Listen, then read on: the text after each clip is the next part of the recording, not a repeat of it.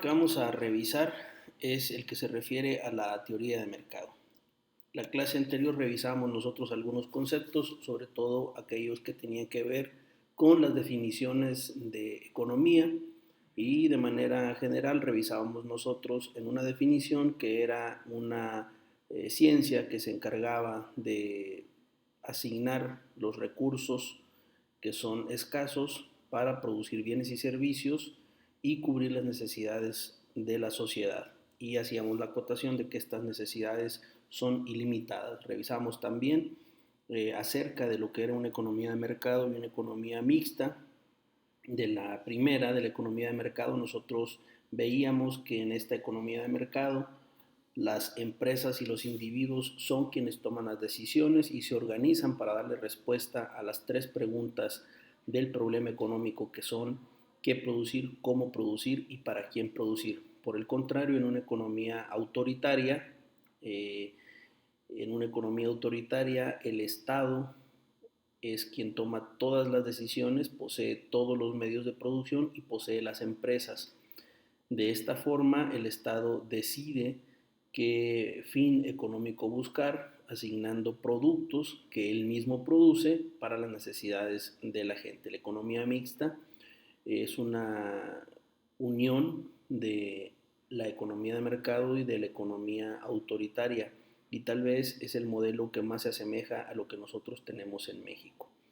¿Quién es el responsable de tomar las decisiones en una economía de mercado? Simple y sencillamente no podemos nosotros aducir que existe un solo individuo, una organización o un gobierno que sean los responsables únicos o unilaterales de resolver los problemas económicos de una economía. Es decir, no hay una sola entidad que pueda resolvernos dentro de la economía de mercado, que pueda resolvernos los problemas económicos que hemos venido planteando. ¿Qué, cómo y para quién producir? En su lugar hay millones de empresas y consumidores que participan en el comercio voluntario buscando mejorar con sus propias situaciones económicas y acciones que están coordinadas de una forma visible por un sistema de precios y mercados. Como lo ilustra la imagen, los participantes en el mercado tienen compradores por un lado y tienen vendedores por otro lado. De manera que, como vamos a ver más adelante, a partir de la ley de la oferta y la demanda, se establecerán precios, se establecerán cantidades demandadas de productos, de forma que es entre los individuos y las empresas quienes van tomando las decisiones y van resolviendo uno a uno los tres problemas que hemos venido planteando. Pero en todo caso, ¿qué es un mercado? Un mercado es un mecanismo mediante el cual los compradores y los vendedores interactúan entre sí para poder determinar precios y hacer con ello el intercambio de bienes y servicios. La principal función del mercado en este sentido será determinar el precio de los bienes y servicios que se van a comercializar. El precio, por lo tanto, lo podemos definir como el valor de un bien en términos de dinero. Y el dinero, a su vez, es un valor de intercambio o un valor de cambio. Este dinero está representado en unidades monetarias y nosotros vamos a poder utilizar el dinero o demandar dinero o querer tener ese dinero para tres motivos. El motivo transacción, que es el motivo que nos genera a nosotros la compra y venta de bienes y servicios. El motivo precaución, que es el motivo de ahorro, cuando una persona ya tuvo la satisfacción de sus necesidades básicas y tiene alguna cantidad de dinero, de recursos económicos disponible, puede decidir comprar una vez más o bien ahorrar una de esa parte, una proporción de esa parte. A eso se le conoce como motivo precaución. Y uno más, que es el motivo especulación, se refiere a la inversión que se pueda desarrollar una vez que el individuo ya compró, ya tuvo la satisfacción plena de sus necesidades, pero también ahorró, puede tomar parte de ese ahorro o bien puede tomar una cantidad extra para poder invertir y con ello especular a través de algún negocio que pueda desarrollar. Entonces, en síntesis, la principal función del mercado es determinar el precio de los bienes que se intercambian entre las empresas y los individuos. Pero ¿cómo resuelve el mercado estos tres problemas económicos. Como vemos en pantalla, tenemos nosotros el mercado de productos en la parte superior y el mercado de factores en la parte inferior. Por un lado, del lado izquierdo en su pantalla tenemos la demanda y por otro lado tenemos la oferta en el mercado de productos. Y esto se invierte cuando nosotros analizamos el mercado de factores. Por un lado, en el lado izquierdo vamos a tener la oferta y del lado derecho vamos a tener la demanda. ¿Cómo se explica este diagrama que tenemos nosotros en pantalla? Pues se explica para poder dar respuesta a los tres conceptos que se plantean en la parte central del diagrama: qué, cómo y para quién producir. Analicemos en la parte inferior, en la parte de abajo, donde dice oferta. En esta parte de oferta de color gris tenemos nosotros tres factores que son los bienes de capital, la tierra y el trabajo. Esto es lo que posee la persona. Posee una cantidad de horas para trabajar, puede poseer una cantidad de tierra para producir o bien algunos bienes de capital que pueden ser invertidos como parte de su trabajo. Estos bienes de capital, la tierra y el trabajo, la persona los ofrece. ¿A quién se los va a ofrecer? Se los va a ofrecer a las empresas que están del lado derecho, que también están demandando trabajo, demandando tierra y demandando bienes de capital. De manera que el precio que se asigna en esta relación entre oferentes y demandantes en el mercado de factores, es decir, en la parte inferior del diagrama en color gris, estos precios de los factores vienen representados en la realidad, en nuestra vida diaria, por los salarios, los honorarios, las rentas, los alquileres, los intereses que generan esas posesiones. Es decir, por un lado tenemos a las personas que ofrecen su trabajo, su tierra o sus bienes de capital, ahorros pues, y por el otro lado tenemos a las empresas que están demandando precisamente una cantidad de trabajo, tierra y bienes de capital. ¿Qué va a pasar con esta demanda que generan las empresas? Cuando las empresas contratan a personas, rentan las tierras o rentan los bienes de capital o compran ciertos bienes de capital, van a pagar un precio por ellos a los trabajadores. Por eso, una vez más, en el círculo de color rosa, en la parte de abajo, dice precios en los factores o en los mercados de los factores que vienen representados por los salarios. Estas empresas utilizan estos factores para producir, entre otros, a través de varios esquemas como es la productividad de los factores, los negocios y los costos de producción. Con ellos van a producir, por ejemplo, pizzas, viviendas, zapato, entre otros. Cualquier concepto que genere valor para las empresas. Y por otro lado, en el lado izquierdo, las personas van a tener propiedad de esos insumos, son consumidores y además tienen un voto monetario, es decir, ellos saben en qué se van a gastar el dinero. ¿Cuál dinero? El dinero que fue pagado por las empresas en el diagrama en la parte inferior de color gris, ese precio que ellos cobraron, ese salario que ellos cobraron por sus posesiones, trabajo, tierra o capital, lo convierten en votos monetarios. De manera que estos votos monetarios, ahora lo que va a pasar es que una vez que el trabajador tiene su ingreso, tiene su sueldo, va a comprar con él pizzas, viviendas, zapatos. ¿Qué es lo que va a decidir comprar en todo caso? Va a decidir en función del precio de los productos. Si se dan cuenta, acá estamos hablando ya de productos, no de factores como estábamos hablando hace un momento en la parte inferior del diagrama. Y estas posesiones o estos bienes y servicios los ofrecen las empresas que produjeron precisamente pizzas, vivienda o zapatos a través de la renta de los factores que hicieron de la misma población. Es decir, aquí podemos notar un proceso cíclico donde por un lado el trabajador o la persona ofrece lo que tiene para poder trabajar y cobrar un salario. Este salario se convierte en un voto monetario y por otro lado la empresa con estos bienes produce bienes y servicios que le va a ofrecer al mismo trabajador más adelante. Aquí pueden tener ustedes estos tres conceptos: pizza, vivienda o zapatos, pero bien podría ser cualquier otro bien o producto adicional. hacemos un énfasis en el renglón, en el último renglón, donde dice que el sistema de mercado se basa en la oferta y en la demanda para resolver los tres problemas económicos. Entonces las empresas deciden qué producir, cualquiera de estos tres bienes que la gente está demandando, cómo producirlos a partir de los costos de producción, de las unidades de negocio y de aquellos factores que sean más productivos, es decir, que tengan un menor costo y que les signifiquen mayor producción o mayor utilidad. Pero también, ¿para quién los va a producir? Bueno, para este grupo de consumidores que con sus votos monetarios van a decidir qué comprar. De esta manera, la teoría de mercado o una economía de mercado resuelve los tres problemas económicos que hemos venido planteando.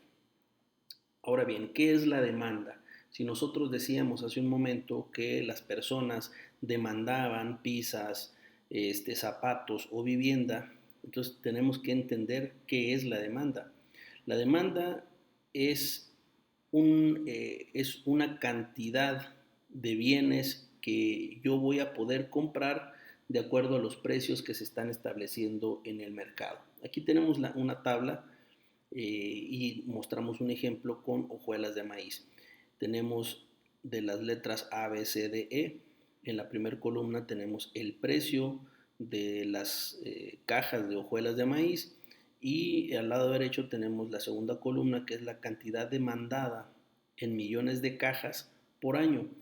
¿Cuántas cajas se van a comprar cada año? Esto va a depender del nivel de precios que tengamos. Y la demanda establece que a menor precio, mayor cantidad demandada.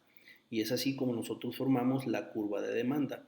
Por ejemplo, en el punto A tenemos nosotros un precio de $5 por caja y tenemos 9 millones de cajas demandadas. Aquí tenemos nosotros $5 y una demanda de 9 millones de cajas a un precio de $5. Pero si el precio baja a 4, por ejemplo, la cantidad demandada sube a 10. ¿Por qué? Porque si es un menor precio, desde luego que el consumidor va a decidir comprar más cajas de cereal en este caso. ¿Qué pasa si el precio baja a 3 en el punto C? Pues va a incrementarse la cantidad demandada en 12. Aquí nosotros lo podemos representar en esta curva, en esta gráfica. Lo mismo va a suceder con el punto D, cuando el precio signifique $2 por caja y una cantidad de 15 millones de cajas demandadas de hojuelas de maíz. Al final, el punto E, tenemos nosotros un precio de 1 por 20 millones de cajas. Es decir, a menor precio, como muestra la curva, a menor precio, mayor será la cantidad demandada. En el punto inicial A teníamos 9 millones de cajas a $5. En el punto final tenemos 20 millones de cajas. Aquí es donde se ve mayor demanda cuando el precio ha venido disminuyendo con el paso del tiempo. De manera que esta curva de demanda se determina por la suma de las cantidades que demandan todos los individuos a cada uno de los precios. Es decir, no podemos hacer nosotros o realizar o graficar una curva como esta para la demanda de una sola familia, sino más bien esta curva representa la demanda de toda una nación o de toda una región acerca de un producto o de un servicio. ¿Qué factores están detrás de la demanda? Estos factores que están detrás de la demanda nos van a implicar ciertos desplazamientos de la curva de demanda. Por un lado tenemos el ingreso promedio de los consumidores. Este ingreso es determinante para que podamos conocer las cantidades demandadas de los bienes y servicios. A mayor ingreso de cada uno de nosotros, habremos de demandar más bienes y servicios. Por lo tanto, pensemos nosotros que esta es una demanda, como dice el ejemplo, demanda de automóviles. Si nosotros tenemos mayor sueldo, entonces el precio del artículo, en este caso el automóvil, no se va a mover. Lo único que va a suceder es que va a aumentar de una forma agregada la línea o la curva de demanda. La demanda original es la línea de color rosa y se trasladaría hacia la derecha si nosotros tenemos mayores ingresos a la línea punteada de color rosa también. Entonces, este desplazamiento hacia la derecha, como lo muestran las flechas, se da de acuerdo a el aumento en el ingreso promedio del consumidor. Otro factor que está detrás de la demanda es el tamaño de mercado. Por ejemplo, como dice el texto, ¿qué pasa si con la curva de oferta, si las 40 millones de personas que viven en el estado de California tienden a comprar 40 veces más manzanas y automóviles que 1 millón de personas que viva en una región más pequeña? Pues desde luego que si nuestro producto está en un mercado más grande, nuestra curva de demanda se va a trasladar a la derecha. Si nuestro producto lo colocamos en un mercado muy chico, seguramente la curva de demanda se trasladará hacia la izquierda. No tiene nada que ver con el aumento de los precios, simplemente es un traslado de la curva por dos condiciones que hemos analizado hasta este momento. Otro factor más que tiene que ver con el desplazamiento de la curva de la demanda es acerca de los precios y la disponibilidad de los bienes relacionados que influyen en la demanda de una mercancía. Esta conexión se da particularmente por la conexión que existe entre productos sustitutos o productos similares.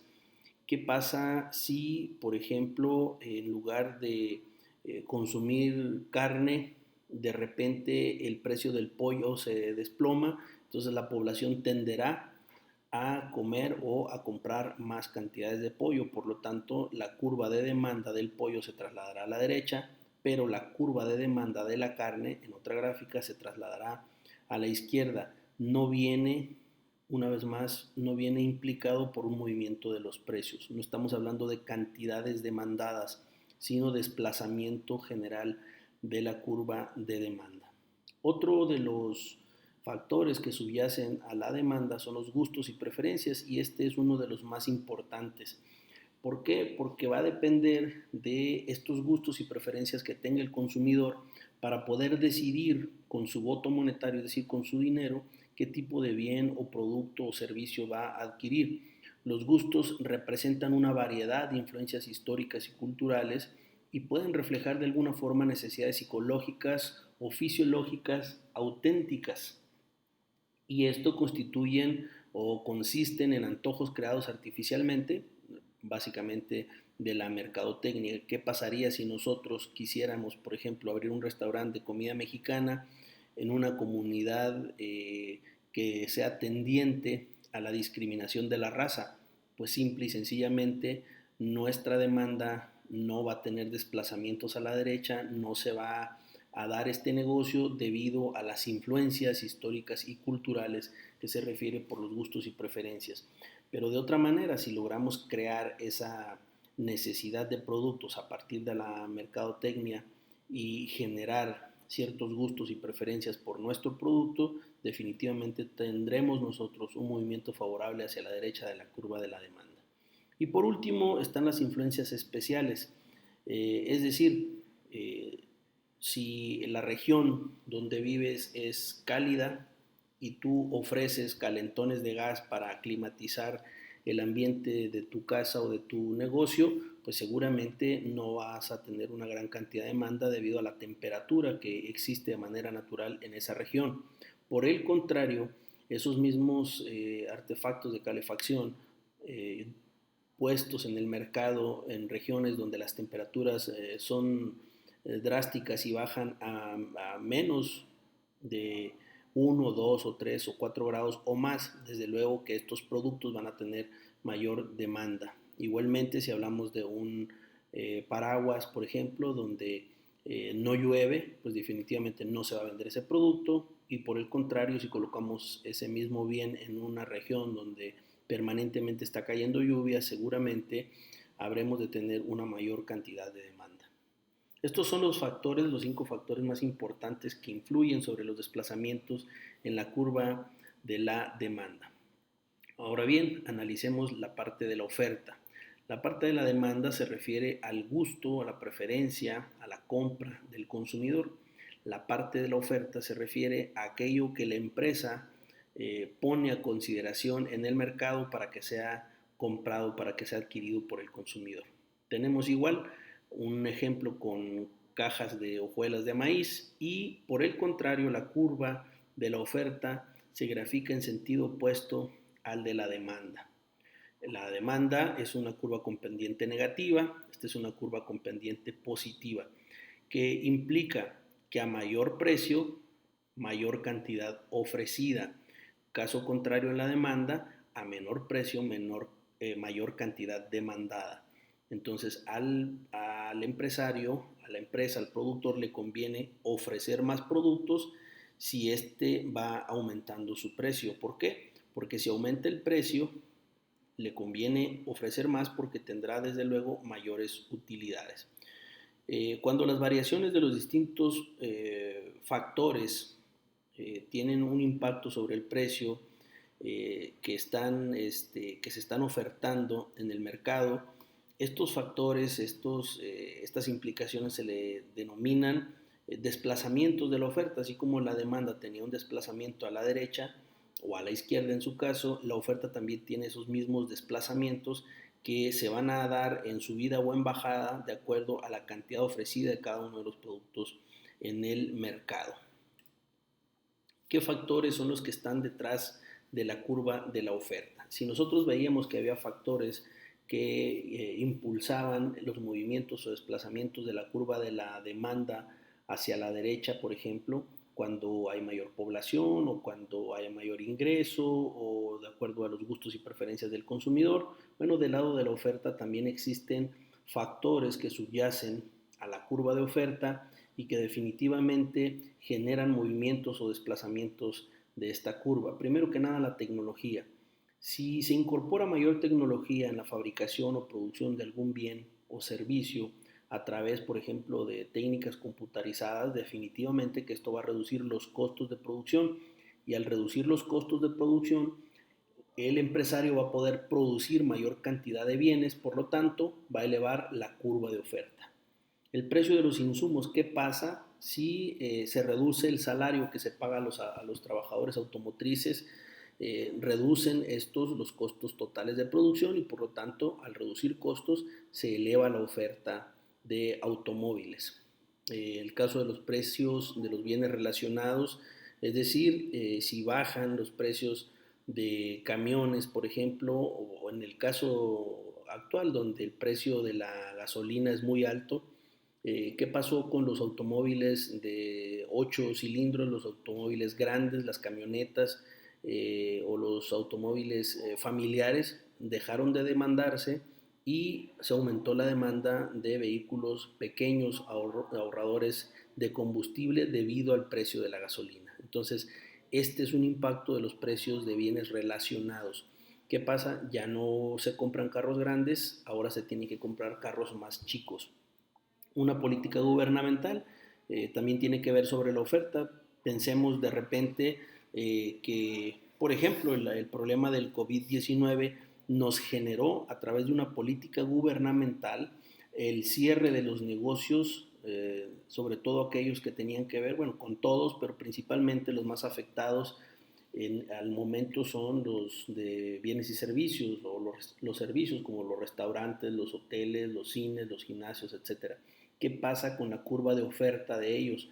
Pues una política gubernamental hace que la curva de oferta se mueva o se desplace hacia la izquierda, reduciendo de gran forma la oferta que hay de estos productos en el mercado. Y las influencias especiales, en esto podemos analizar nosotros que el comercio electrónico permite a los consumidores comparar más fácilmente los precios de los diferentes distribuidores y saca del negocio a los vendedores con costos elevados. Ahora es común que a partir del comercio electrónico el consumidor, sobre todo cierto tipo de consumidor, pueda revisar en un minuto varias ofertas del mismo producto y defina ir por aquel que le da mayor calidad, mejor precio, mayor garantía, mejores tiempos de entrega, más rapidez, mejor atención al cliente, etc. ¿Qué pasa con quienes no se ajustan a estas nuevas condiciones de comercio electrónico a nivel mundial? Simplemente son sacados del mercado, son sacados del juego. Estos son los factores que están detrás de la curva de oferta. Ahora vemos de este lado un ejemplo gráfico de cómo se traslada la curva de la oferta hacia la derecha. Dice aquí, aumento en la oferta de automóviles. A medida que los costos de producción caen, quiere decir que si los costos caen, entonces vamos a ocupar menos dinero, menos inversión para producir un automóvil. Por lo tanto, si estos costos están cayendo, yo puedo producir más automóviles con la misma inversión que antes tenía. Por lo tanto, la curva de la oferta se va a trasladar hacia la derecha. Pero analicemos la pregunta que se plantea aquí en el mismo texto del autor. ¿Qué le sucedería a la curva de oferta si el Congreso, entiéndase que esto es una política gubernamental, impusiera una cuota restrictiva a las importaciones de automóviles, es decir, que no ingresaran automóviles extranjeros hacia nuestra nación? Definitivamente que la curva de oferta se iba a trasladar a la izquierda porque esto iba a encarecer el precio de los productos y al encarecerlo significa que el consumidor no está dispuesto a pagar una cuota adicional por un vehículo extranjero, por lo tanto la oferta se trasladaría hacia la izquierda. Sin embargo, la oferta de vehículos exclusivamente nacionales, que no es el caso nuestro porque no producimos vehículos nacionales, se trasladaría hacia la derecha. Ahora, un punto importante, ya que conocemos qué es la demanda y qué es la oferta, hay un tema que es central al analizar nosotros la teoría de mercado y esto se refiere justamente al equilibrio de mercado. En esta tabla que presentamos a continuación se dan varios movimientos. ¿Cuáles son estos movimientos? Bueno, primero que nada, debemos entender nosotros que el equilibrio de mercado, como lo muestra esta gráfica, donde aparece en el eje de las Y aparece el precio de los productos, en el eje de las X aparece la cantidad demandada de bienes y servicios. Posteriormente tenemos una línea de color rosa que es la curva de la demanda y por otro lado tenemos la línea color gris que representa la curva de oferta. ¿Cuál es el punto de equilibrio? El punto de equilibrio es justamente este en el que se intersectan las dos líneas, las dos curvas, y significa o representa que es el precio que están dispuestos a pagar los consumidores para demandar determinado bien. Ahora analicemos lo que se da al margen de este equilibrio. Por ejemplo, si nosotros analizamos los puntos que están en el precio 2, que sería este punto que señalamos con el cursor, a $2 se demandarían nada más alrededor de 6 millones de cajas por año, ¿sí? Insistimos sobre el ejemplo de las cajas de hojuelas de maíz. A $2 se demandarían 6 millones de cajas. Entonces, el productor no está dispuesto a ofrecer 6 millones de cajas a $2. Lo que hace es elevar el precio. ¿Por qué? Porque el comprador dice a $2 yo te compro 15, no te compro 6. ¿Sí? Esta es la curva del comprador o de la demanda. Entonces dice el comprador a $2 yo soy capaz de comprar 15 millones de cajas. El productor dice 15 no las puedo producir nada más 6. De manera que esta área, este triángulo que se forma acá, es lo que nosotros conocemos como escasez, porque el productor no está en la condición de satisfacer toda la demanda que está generando el consumidor a este precio determinado que es de $2 por caja en el ejemplo que tenemos. De manera que el productor tiende a subir su precio y el comprador dice, bueno, tú me subes el precio a $3 por caja, yo no voy a demandar 15, pero sí puedo demandar 12, por ejemplo. Aquí es un punto de acuerdo y este punto de acuerdo es lo que nosotros conocemos como punto de equilibrio. Pero veamos el caso donde aún no se llega al equilibrio y el oferente, el productor dice, si tú quieres 15 millones de cajas, como lo estabas pidiendo acá, sí te las ofrezco siempre y cuando sean a $5 la caja y yo te doy los 15 millones de cajas que tú necesitas. Pero el comprador dice, el consumidor, si tú me ofreces la caja a $5, entonces yo voy a reducir mi cantidad demandada, no de 15, sino alrededor de 9 millones de cajas. Por lo tanto, En este caso, el productor tiende a bajar el precio para llegar a un punto de acuerdo con el comprador, ¿sí? Que también ajusta su cantidad demandada y la eleva, es decir, pasar de 9 a 12, y es donde nosotros encontramos el punto de equilibrio. Por lo tanto, si acá había escasez y la escasez se demuestra en esta gráfica donde el productor no está en condiciones de satisfacer toda la demanda, el ejemplo contrario es el excedente de productos, donde el productor tiene una producción masiva mucho mayor que la cantidad de demanda que está generando el consumidor.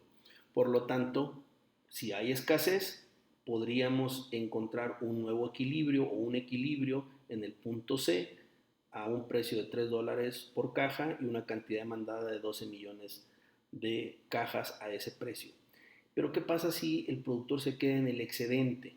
Si el productor se queda en el excedente y produjo esta cantidad de cajas, bien pudiéramos conocer esto como los inicios de la lógica del comercio internacional. Es decir, no lo puedo colocar en el mercado regional, en el mercado nacional, busco otros mercados adicionales que serían de exportación para poder colocar mi producto, pero ese es otro tema. Acá en la tabla de color rosa podemos nosotros notar cada uno de los puntos que van construyendo las dos curvas. En el punto A el precio es 5, ¿ok? La cantidad demandada es 9 y la cantidad ofertada es 18. Por lo tanto, hay excedente. ¿Cuál es la presión sobre el precio? El precio tiene que bajar. En el punto B el precio es 4, la cantidad demandada es 12, es 10, perdón, es 10 la cantidad demandada y la cantidad ofrecida son 16. Insistimos, estamos todavía en el área de excedentes. ¿Por qué? Porque no hay cruce de las dos curvas, ni de la de demanda ni de la de oferta, no se cruzan todavía. Por lo tanto, la presión sobre el precio es hacia la baja. En el punto C es el referido equilibrio que hemos comentado, a un precio de $3 por caja y una cantidad demandada de 12 millones de cajas. Aquí es donde se interceptan o se intersectan, se juntan, se cruzan estas dos líneas y es lo que nosotros hemos denominado equilibrio de mercado. Este es un punto central o neutral porque no hay presión sobre el precio, tanto oferentes como demandantes están de acuerdo en la cantidad demandada y en el precio establecido. En el punto D, el precio es $2 y la cantidad demandada son 15 millones de cajas. La cantidad ofrecida son 7 millones de cajas. Por lo tanto, hay escasez, ¿sí? Hay más demanda que oferta. Cuando la demanda es superior a la oferta, cuando la gente está demandando más de un producto y este no se encuentra, significa que aparece la escasez porque no se está produciendo con eficiencia según los recursos que tiene el empresario. Entonces aquí la presión sobre el precio es que el precio debe subir.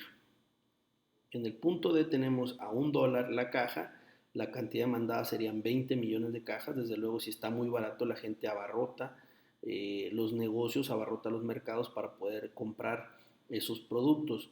Pero a $1 el empresario no está dispuesto a producir absolutamente nada. Por lo tanto, seguimos estando del punto de equilibrio hacia abajo es escasez, del punto de equilibrio hacia arriba es excedente. En este caso seguimos en la escasez y la presión sobre el precio es que suba o a la alza. ¿Cuáles son los desplazamientos y los nuevos equilibrios que se generan una vez que encontramos nosotros un punto de equilibrio sobre algún bien o servicio? En esta primera gráfica, en el primer inciso, en el A, tenemos el desplazamiento de la oferta. Nosotros tenemos un equilibrio de mercado en el punto E, donde ya mantenemos un acuerdo entre productores y consumidores.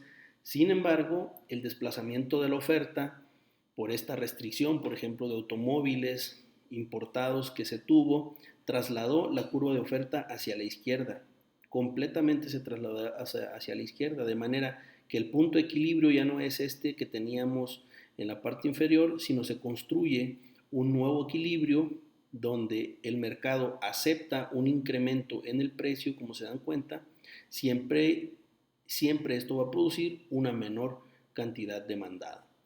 Es decir, aumentan las cuotas de importación por vehículos extranjeros, la oferta de vehículos se traslada hacia la izquierda, el consumidor dice, bueno, quiero seguir teniendo ese vehículo, es más caro, pero no todos podrán pagar el precio de esas cuotas de importaciones o aranceles de importación, por lo tanto la demanda se reducirá en gran cantidad. Del otro lado, en el desplazamiento y nuevo equilibrio en la curva de demanda, tenemos nosotros que, por ejemplo, en el mismo mercado de automóviles hay un aumento significativo en los salarios. Por alguna razón el gobierno decide duplicar o triplicar los aumentos en los salarios. Entonces se traslada la curva de la demanda hacia la derecha, la línea de color rosa en un formato punteado de guiones. Y el nuevo equilibrio, se establecerá en E2 o en E comillas, este punto que aparece aquí en el cursor. Esta curva de demanda que se desplazó hacia la derecha provocó un nuevo equilibrio y este nuevo equilibrio se dio en un aumento en el precio de los productos. Aquí se puede notar la flecha que aumentó el precio de los productos debido a este desplazamiento. Ojo, no se aumenta la cantidad demandada sobre la misma línea o la misma curva de demanda, sino es uno de los 5 factores que analizamos que hizo que completamente la curva se moviera de un lado a otro. Esto aumenta los precios y un ligero aumento en la cantidad demandada. Es decir, la gente tenía o tiene más dinero para comprar automóviles porque tuvo un aumento de sueldo, entonces no le importa pagar más siempre y cuando pueda comprar más. Y aquí es donde notamos nosotros que en los desplazamientos de tanto de oferta y demanda tendrán aumentos o disminuciones en los precios en estos casos. ¿Cuáles son los efectos de estos desplazamientos? Si la demanda aumenta, la curva de demanda se desplaza hacia la derecha, el precio aumenta y la cantidad también. Es decir, si la demanda aumenta, el precio aumenta y la cantidad de demanda también. Si la demanda disminuye, la curva de demanda se traslada hacia la izquierda, el precio baja y la cantidad demandada baja. Es decir, si esta demanda, por ejemplo, si el traslado fuera, si esta fuera la demanda principal y se trasladara hacia la izquierda, aquí podemos ver nosotros que el precio bajaría, ¿sí? En este punto hipotético, y que la cantidad demandada también bajaría. Si la oferta aumenta, la curva de oferta se desplaza hacia la derecha, el precio va a disminuir y la cantidad va a aumentar. Si la curva de oferta una vez más se traslada hacia la derecha, el precio va a bajar. ¿Sí? Pensemos que esta es la curva original y se traslada hacia la derecha, el precio va a bajar y la cantidad demandada va a aumentar. Si la oferta disminuye, la curva de oferta se traslada hacia la izquierda, el precio sube y la cantidad sube. Aquí está el ejemplo. La oferta disminuye, la oferta entonces se traslada hacia la izquierda, el precio sube y la cantidad demandada disminuye. Son efectos que nosotros tenemos que conocer para poder establecer una relación directa entre este equilibrio de mercado que se genera en el análisis que se hace de la curva de oferta y la curva de demanda. Ahora bien, entendamos un tema ya para finalizar, que es acerca de la elasticidad de la demanda. No vamos a entrar al detalle por lo pronto de la elasticidad de oferta. ¿Qué es la elasticidad de la demanda? Bueno, se dice que un producto es elástico, una demanda es elástica de acuerdo a la sensibilidad que tiene respecto al precio de ese producto. Pensemos nosotros que nuestro equilibrio está, como dice el texto, que nuestro equilibrio se encuentra en el punto A.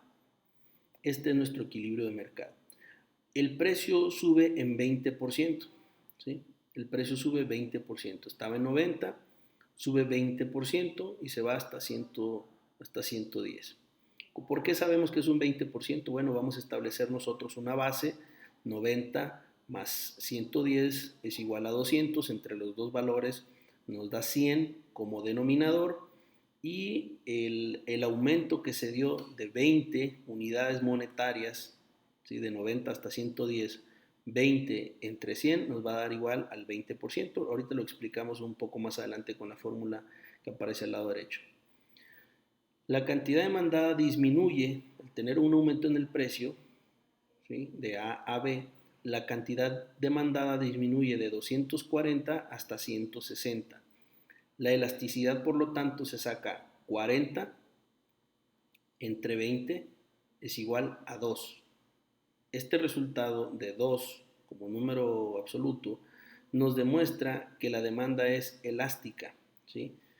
Si esta demanda elástica, como se analiza aquí en la tabla y en esta diapositiva, si esta demanda elástica nosotros podemos comprobarla a través de diferentes cálculos, vamos al final a resumir que definitivamente este precio es muy sensible, perdón, esta cantidad demandada, este bien es muy sensible al cambio de los precios.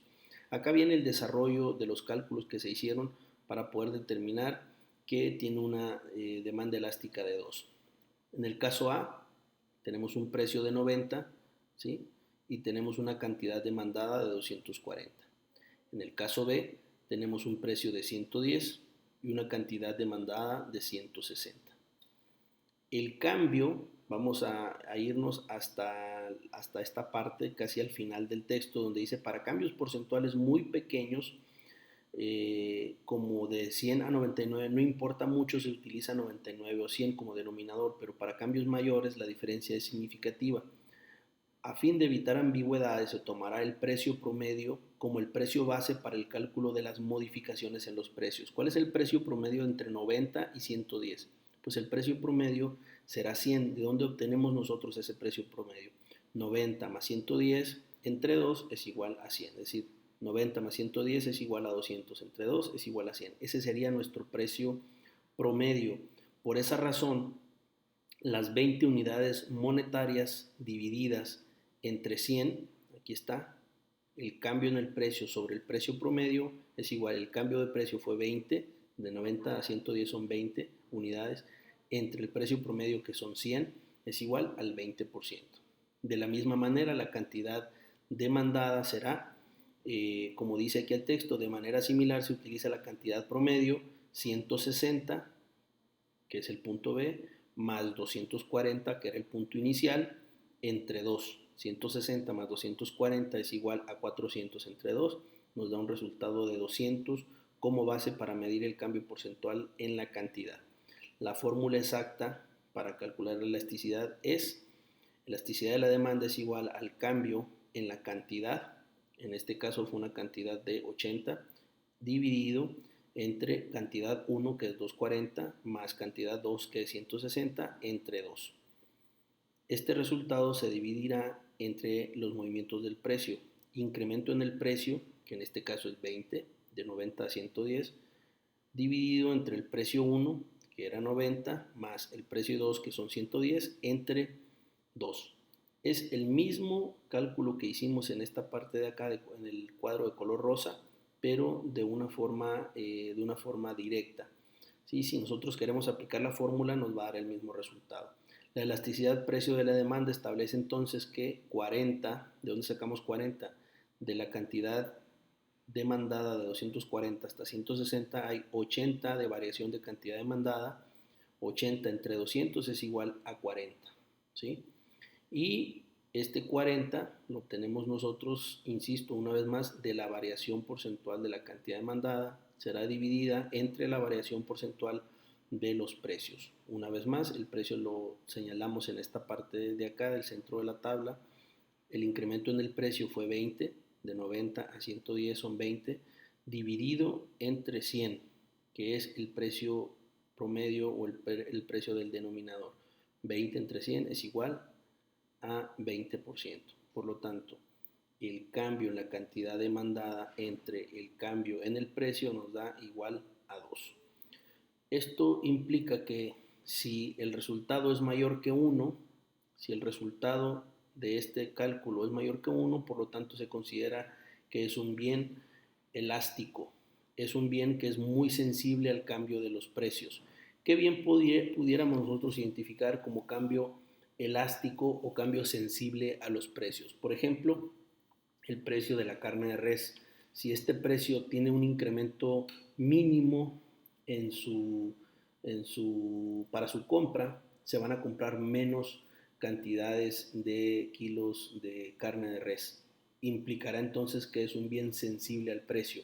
Un bien que no es sensible al precio, podemos tener demanda elástica, demanda inelástica, y la demanda inelástica es aquella que independientemente del precio no se va a modificar la cantidad demandada de ese producto. Por ejemplo, la sal. La sal para cocinar es un producto, es un bien que independientemente de su precio, la gente lo va a seguir consumiendo y lo va a seguir comprando. Por lo tanto, no va a importar si sube o baja su precio, la gente va a comprar siempre la misma cantidad de sal, por lo tanto consideramos que es un producto que no tiene elasticidad o que su elasticidad precio demuestra que es inelástico. Hasta aquí con el tema número 2 acerca de la teoría de mercado.